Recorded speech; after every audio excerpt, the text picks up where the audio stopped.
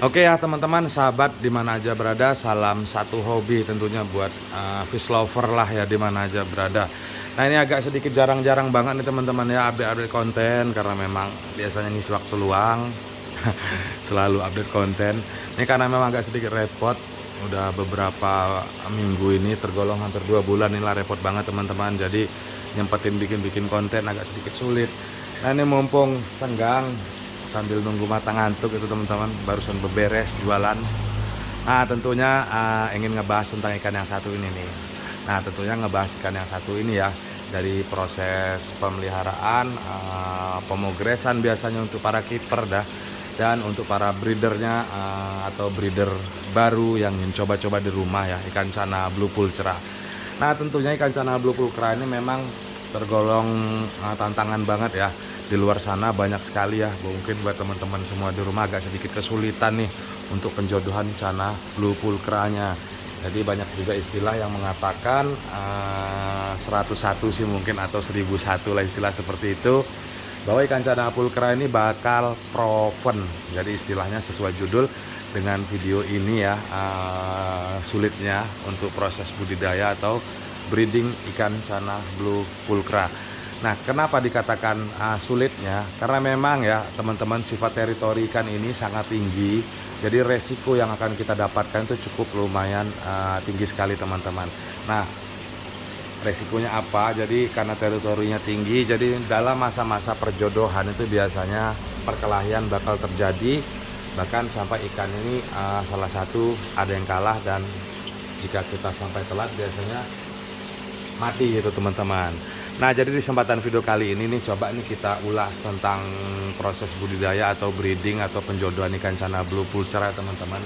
Saya juga ya seperti itu juga, beberapa kali cukup lumayan banyak juga korbannya dari proses budidaya ikan cana blue pulchra ini. Beda dengan cana-cana yang lain ya teman-teman. Nah tentunya yang pertama nih teman-teman ya, pastikan dahulu fix jantan atau betinanya dulu teman-teman. Nah ini karena berdiri ya teman-teman. Nah ini sepasang, jadi ini juga penjodohan baru dan cukup lumayan proven.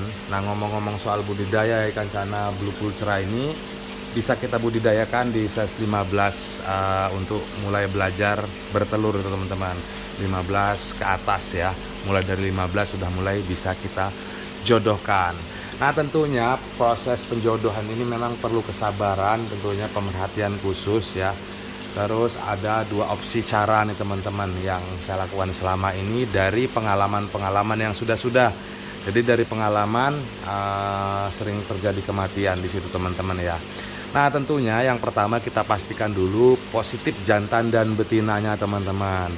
Nah soal jantan dan betina mungkin juga teman-teman di rumah agak sedikit bingung ya untuk membedakan. Nah saya juga ya seperti itu sih sebenarnya, cuman dari feeling dan pembelajaran selama ini ya mudah-mudahan bisa teman-teman coba praktek di rumah ya, dari proses pemilihan jantan dan betinanya teman-teman.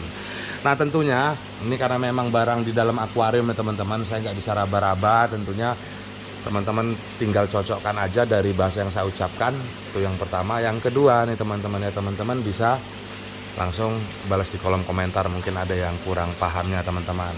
Nah untuk yang betina itu teman-teman ya, seperti biasa lah ini yang betina teman-teman. Nah yang betina ini memiliki postur tubuh yang sedikit bulat. Nah yang jantan ini agak sedikit panjang gitu teman-teman ya, langsing panjang gitu teman-teman. Dari segi struktur kepala juga tuh hampir sama ya teman-teman. Jadi tidak bisa di full 100%. Biasanya katanya sih yang betina ini lebih bulat dan yang jantan ini lebih runcing gitu teman-teman ya. Cuman nggak bisa di full 100% kan gitu teman-teman. Nah tentunya juga yang kita kenal selama ini dari segi anus nih teman-teman ya. Dari segi anus itu banyak juga yang bilang kalau lubang 2 itu jantan dan lubang 1 itu betina. Nah tentunya nih teman-teman, saya luruskan juga ya, mungkin kalau ada kesalahan mungkin bisa tambahkan untuk melengkapi ya. Kalau untuk jantan dan betina itu sama-sama memiliki lubang anus 2 gitu teman-teman. Nah cuman biasanya di lubang anus yang 2 itu ada seperti cemilan warna merah gitu teman-teman ya. Jadi satu untuk pembuang kotoran dan yang satu itu kelamin, itu yang jantan. Dan yang betina ini agak samar-samar lebih oval dan lebih bulat seperti itu. Nah tentunya kalau versi saya sendiri nih teman-teman ya, jadi perbedaan dari sisi-sisi kepala, dari postur tubuh, dari anus tetap jadi poin-poin yang kita perhatikan.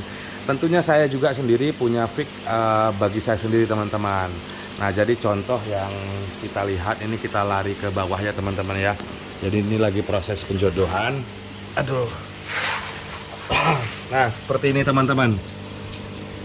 Ini dia jantan dan ini dia betina teman-teman. Nah tentunya kalau dari versi saya sendiri, dari beberapa yang kita bahas tadi tetap jadi bahan pertimbangan. Tentunya kita pertimbangkan lagi hal yang satu ini. Nah tentunya kita lihat nih teman-temannya dari sisi ekor bagian belakang nih teman-teman. Nah ini teman-teman ya, kelihatan nggak? Nah kita lihat ini. Jadi teman-teman perhatikan jika jarak antara dorsal atas ya atau dayung atas itu agak sedikit sisa dan panjang itu teman-teman ya, itu bisa dipastikan fix jantan gitu teman-teman. Dan untuk yang betina itu biasanya rapat gitu teman-teman tuh.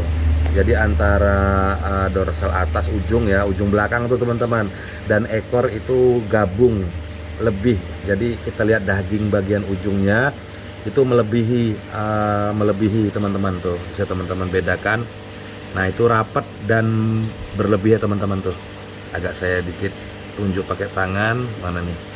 Nah ini teman-teman, nih teman-teman perhatikan ini, dia jika dia melebihi atau rapat itu di versi saya itu bisa difikan itu betina teman-teman. Dan yang ini difikan ini jantan karena memang bisa teman-teman bedakan kan. Nah itu nah ini teman-teman itu agak sejajar atau agak di dalam dengan daging ujung ya, ekor, pangkal ekor, jadi agak sedikit manjang gitu teman-teman. Nah itu bisa dipastikan itu jantan, itu kalau versi saya. Nah tentunya dalam proses pemilihan jantan dan betina, kedetailan, nah tentunya berlanjut ke proses penjodohan atau pertemuan ya teman-teman. Tentunya kesabaran seperti biasalah ya.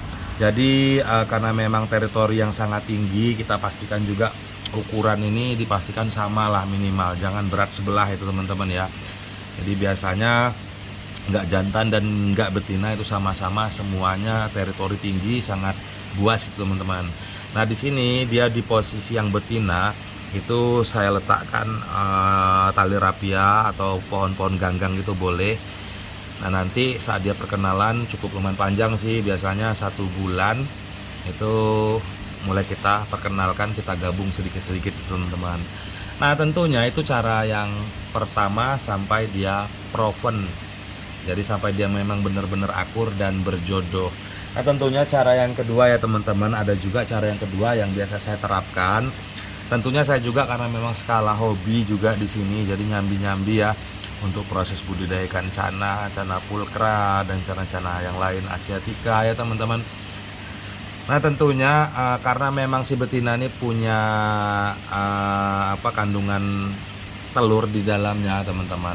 Jadi kalau saya pribadi itu biarkan dia dulu tumbuh membesar, baru saya gabungkan gitu teman-teman. Karena memang jika si betina ini sudah dipastikan dia ini bakal lebih cepat bertelur, biasanya si jantan ini dia sudah mulai merespon.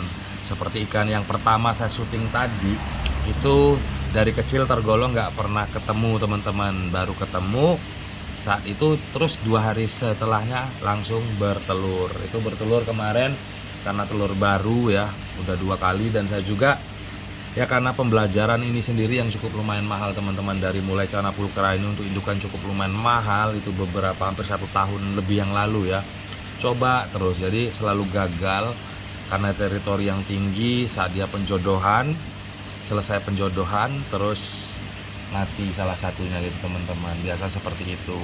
Nah mungkin semua itu sih kendala dari media tank, mungkin ya terlalu kecil, itu yang utama. Terus yang kedua ya lebih pemerhatian khusus lah ya saat dia mulai bertelur dan pembuahan. Itu biasanya seperti biasalah, kita diamkan dahulu, kita lihat respon kedua induknya. tentunya jika memang dia statusnya dia ngemong atau ngurus anaknya, atau langsung kita angkat telurnya ke media tetas seperti itu sih biasanya. Saya juga sudah beberapa kali, cuman tidak berkali-kali, sudah sekitar 4 atau 5 kali lah proses budidaya, karena pulkra ini memang ikan sejuta umat, jadi cukup lumayan banyak lah ya yang minat, karena saya di sini juga begitu panen langsung jual partai teman-teman. Nah ini kayak asiatica yang tempo hari, sisa segini lagi, sini air juga kotor, udah nggak banyak lagi, udah size 7-8 cm lah kurang lebihnya. Nah tentunya ngomong-ngomong tentang ikan cana pulkra, jadi motivasi tersendiri lah selama ini. Saya juga ini udah coba cana pulkra, di situ andrau juga sama aja sih, cuman andrau lebih agak sedikit mudah. Tentunya di sana juga ikan cana pulkra juga. Nah tentunya teman-teman mungkin ada sedikit kekurangan, mungkin langsung aja komen di kolom komentar lah, saling sharing tentunya. Mudah-mudahan teman-teman juga nggak langsung lihat video, mungkin agak sedikit kepanjangan, bisa lihat di komen-komennya juga, karena di video-video saya sebelumnya juga lebih banyak pembahasan detail-detailnya di komen-komennya gitu teman-teman. Nah tentunya selamat menonton lah ya, yang selamat menonton.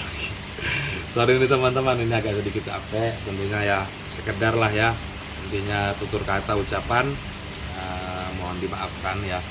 Tentunya salam satu hobi buat teman-teman semua di rumah. Ini sebenarnya agak sedikit terakhir telat, cuman nggak ada istilah telat ya. Mudah-mudahan semua ya memaklumilah keadaan dan konten video saya ini, tentunya minal aizin wal faizin lah ya, nggak basi lah. Jadi tentunya mohon maaf lahir dan batin ya, mudah-mudahan jadi semangat lah buat teman-teman semua.